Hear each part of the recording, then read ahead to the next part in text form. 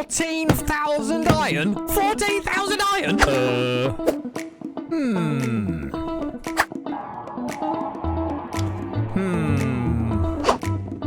14,000. Only 9,000 to go.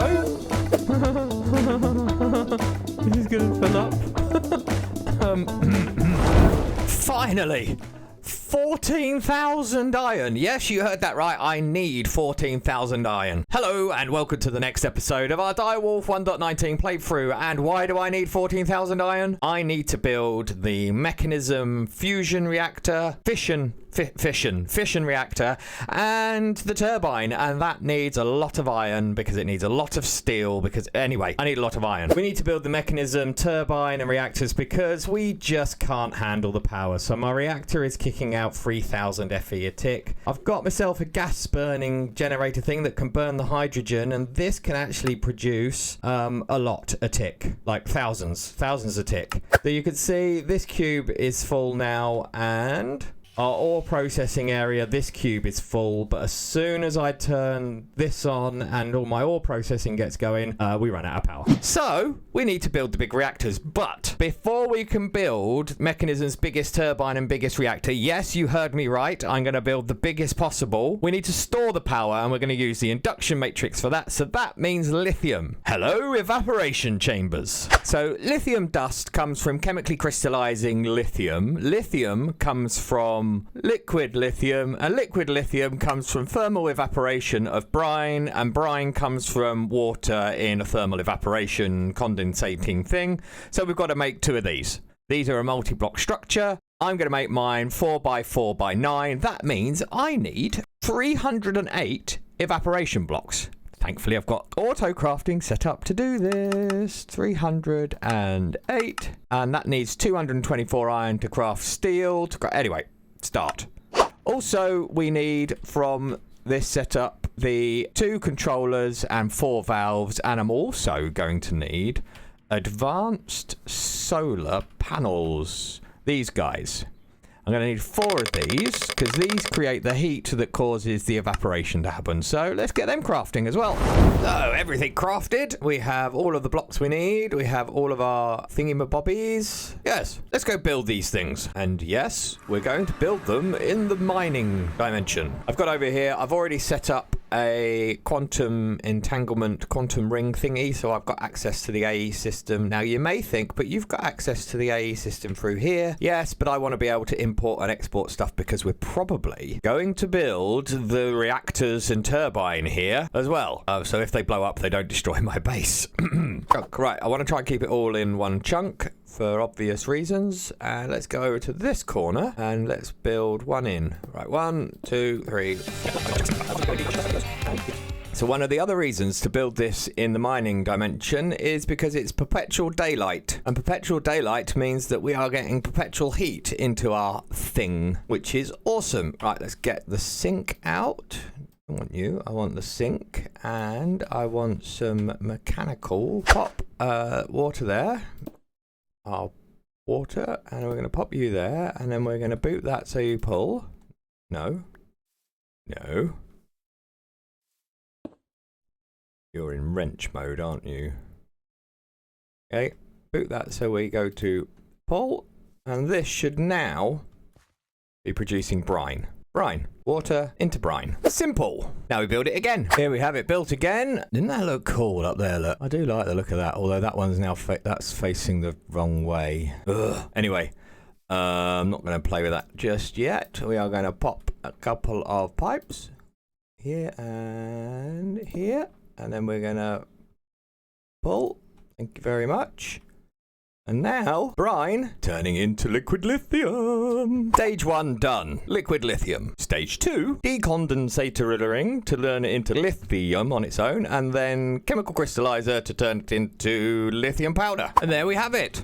We are pulling out the liquid lithium into our rotary condensator. I'm just going to give this some energy upgrades. And that's creating lithium gas, and then the lithium gas is being pulled into our crystallizer, and I'm going to give this some energy upgrades, and that's creating lithium dust. Now, I could give these some speed upgrades, but I'm going to wait until we've got our reactors built because I don't want to drain the power. Right, now we can make the induction matrix stuff. The induction matrix is another crafting minefield, but we've got it all set up. You need to craft induction casings. You need at least 2 ports. Well, you need at least 1 port, but we need 2, 1 for in and 1 for out. And then you craft induction providers. These tell you how quick it can feed power out. So for advanced, it can do 819,000 FE a tick. The ultimate provider can do 52 million FE a tick. And then you also need a collection of induction cells. This is the storage, and you can see the ultimate holds 1.6 trillion FE. So, and you can combine these. So you could have one of them, and one of them, and it would all work. The more providers you have, the more FE a tick it can kick out, or RF, and the more cells you have, the more it can store. So I need to craft up all of these. What I'm actually going to do is I'm going to have 1 ultimate induction cell and 1 ultimate induction provider, and just to see how many of that craft is, I need another 830 redstone. I've got 1,282 iron available. I've got enough iron, but I need more redstone. You see why I needed 14,000 or more iron? Yes, 14,000 iron. I'm going to need more iron, because I think I'm going to use up more than 14,000 iron.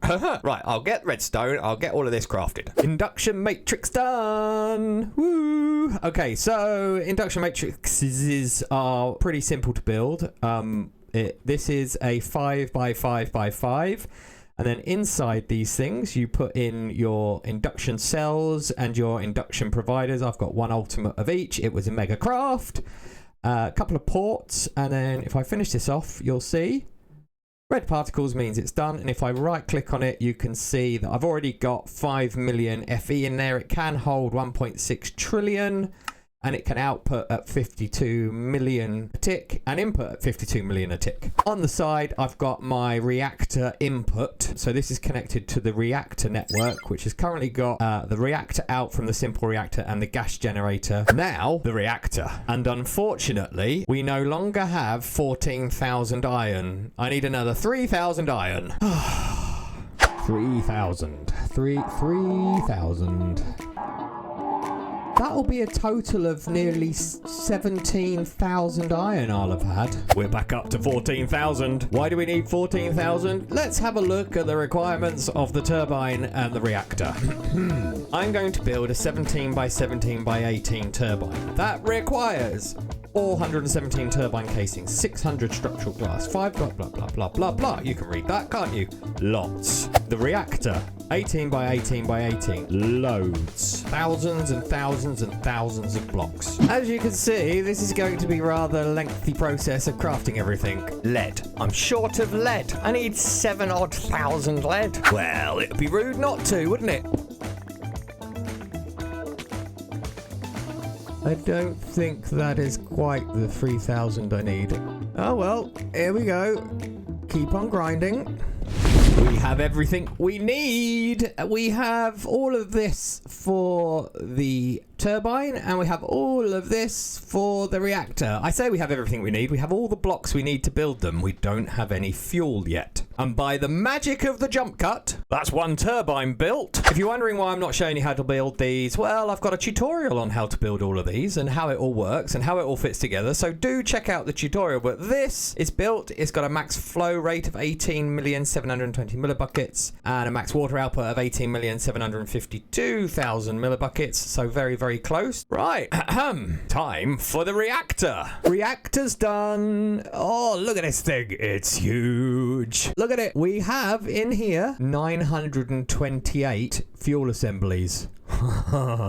And you can see it's now starting to fill up with water because I have a sink pulling with a universal pipe pulling water out. Water is going to be maintained in here because these should all be sized so the turbine outputs enough water, inputting that into here so we have a closed loop. Obviously, I'll keep this here as well to add some level of water. It's absolutely there. This should be able to output enough steam, and we can start checking that when we get it. This should be able able to output enough steam to spin this not quite at 100% because heat is a problem, and we'll talk about that later, but this will spin at a very high percentage, outputting enough water, giving it a closed loop, and creating bajillions and bajillions of RF a tick. So that's my next job, is to connect these two things up with enough pipes, ultimate mechanical pipes and ultimate pressurized pipes, to keep everything in balance, get the redstone sorted to automatically turn the thing on and off. So you'll see the explanations for all of this in my tutorial, but you can create a closed loop where you pump in exactly enough steam that keeps this clear, and you can pump out from your turbine exactly enough water to keep this balanced. You do that by some maths. There's 18,752,000 max flow of water. Divide that by the capacity of your pipe, tells you how many pipes you need. So I need 147 mechanical pipes to handle enough water so it can come out of here and into there. And to get enough steam in, I need 19 pressurized pipes. Ultimate pressurized. How many did I need? I can't remember. How bad is that? I need 19. So I can't just connect it to there, because that's not 19. So we need to go up and down, probably, is what we'll do. And we need to boot this to make that the coolant output. And we, in fact, we can go get rid of 4 of them.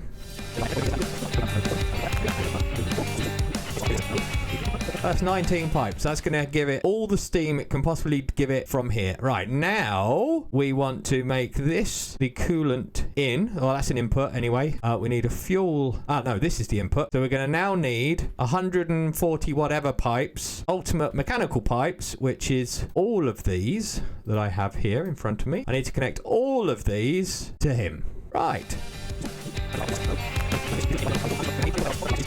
Anyone would think I planned that. I've got 1 extra, so I'm going to pop you into wrench mode, disconnect you and you. Got 1 left. That's all I had left. I can just go there, look. Haha! 140 whatever pipes connected on the roof here, and it's the capacity that's important. There's enough water now in these 140 pipes, 140 plus pipes, to actually move enough water to fill this thing from the turbine. It's going to condense enough water.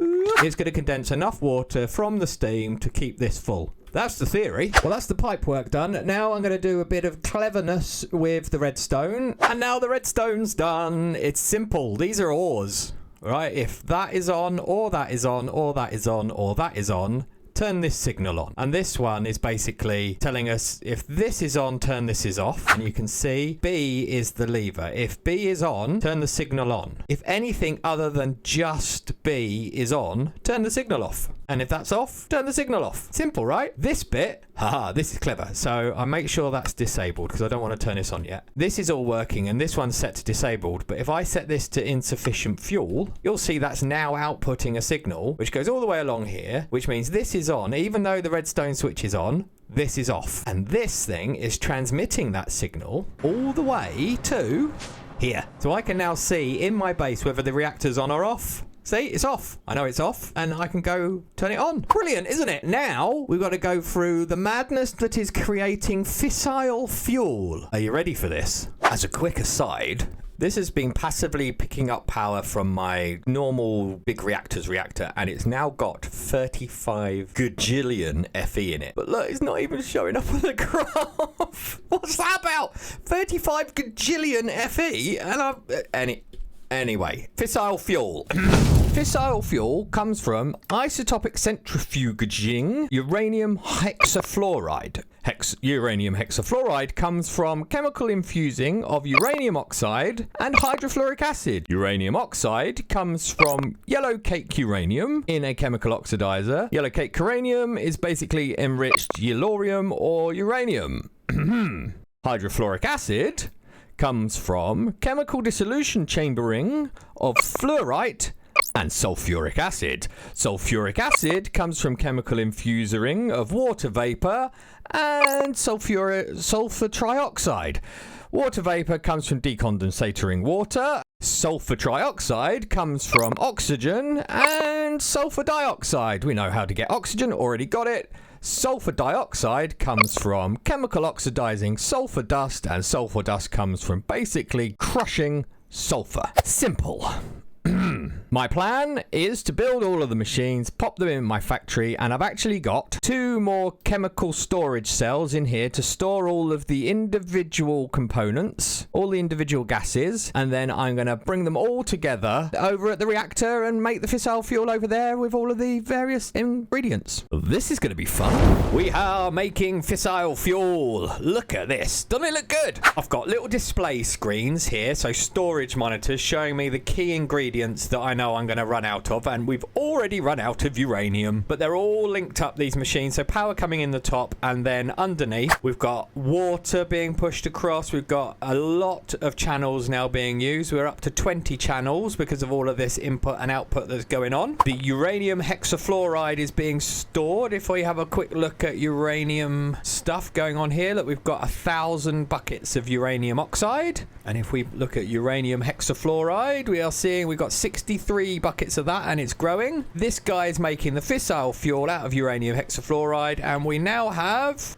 33 buckets, and we're out of uranium. Okay, that's a problem we're going to solve later, and I have a plan for that, but we've got to get this fissile fuel in the reactor. So the beauty of doing this with an A system is I can now just export the fissile fuel to this input. I hope this all works. Fissile fuel, please. Fissile fuel. There we go. Fiss. Drag that over there. Get some acceleration cards going, because we want this to do it as quickly as it can. And then grab the cable and connect. Device online. 1 channel. Fissile fuel. We have fissile fuel. Now we just need to deal with the waste. Handling nuclear waste is what we're doing next, and the first stage for me is to work out where we're going to store the processed waste. You get radioactive waste barrels, and I'm going to need a lot of these, which means I need a lot of steel and a lot of lead, and we're out of lead. So I'm going to make the digital miner, and I've set it up auto crafting wise, so I'm only going to do 1 for now, but this is the main reason why I needed to sort power out, because this thing uses quite a lot of power, but it saves me having to do all the mining, and I'm going to set it up to mine lead and iron, and then we can get the waste sorted. I do love auto crafting. Right, we've got the digital miner, and I'm going to go over here somewhere. Let's go into this chunk.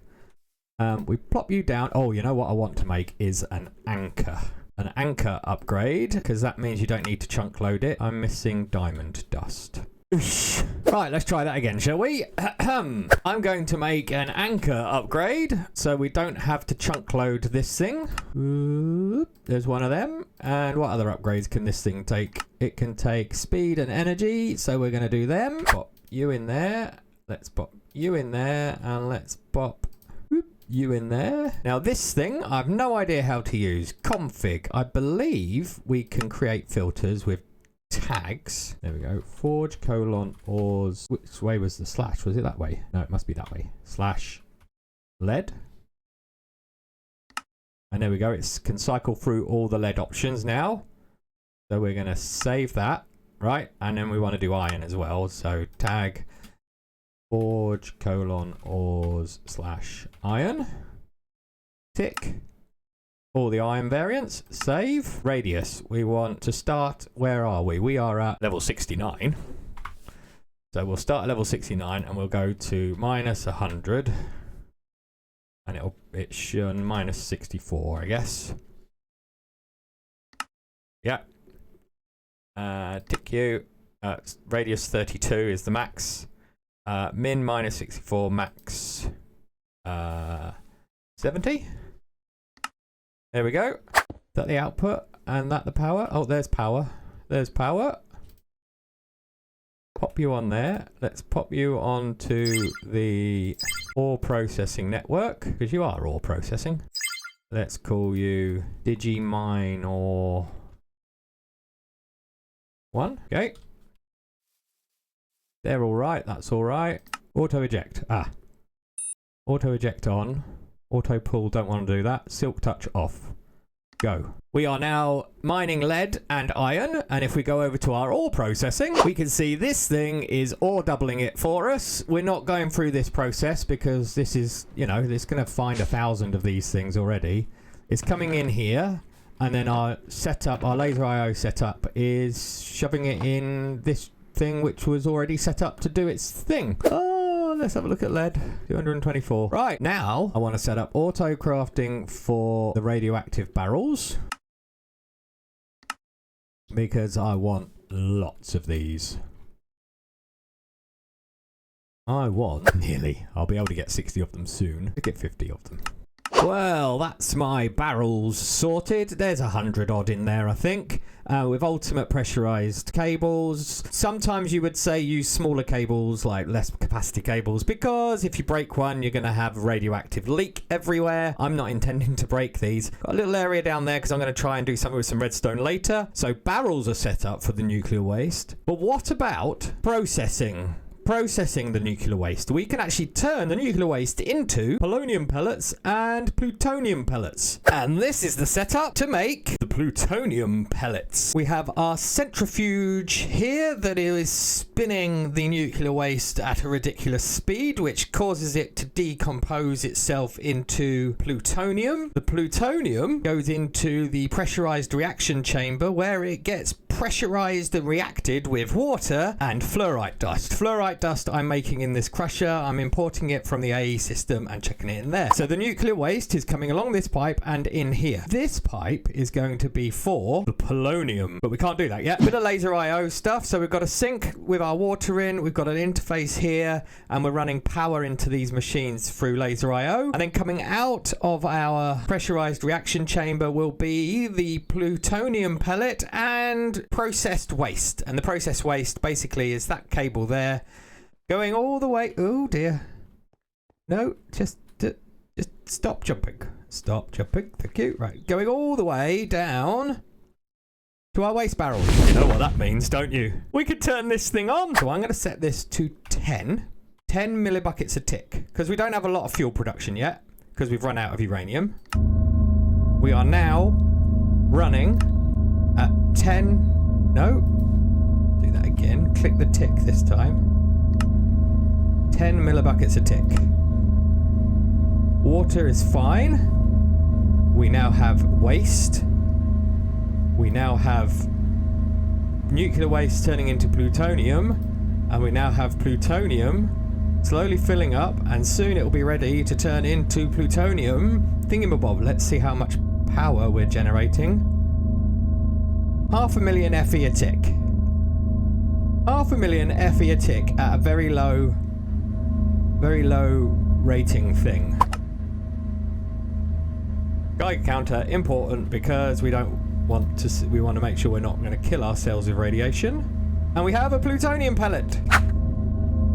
So I'm now just trying to balance the fuel generation with the burn rate, and I'm just coming up to 40 millibuckets a tick. And I think that's going to be pretty close. That's just going up very slowly. Still going up though. 80.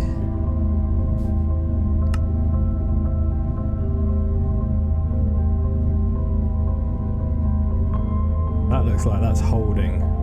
So 80 millibuckets a tick of fuel being generated. So we're burning 80 millibuckets a tick, and we are now producing 4 million FE a tick. Well, I'm happy.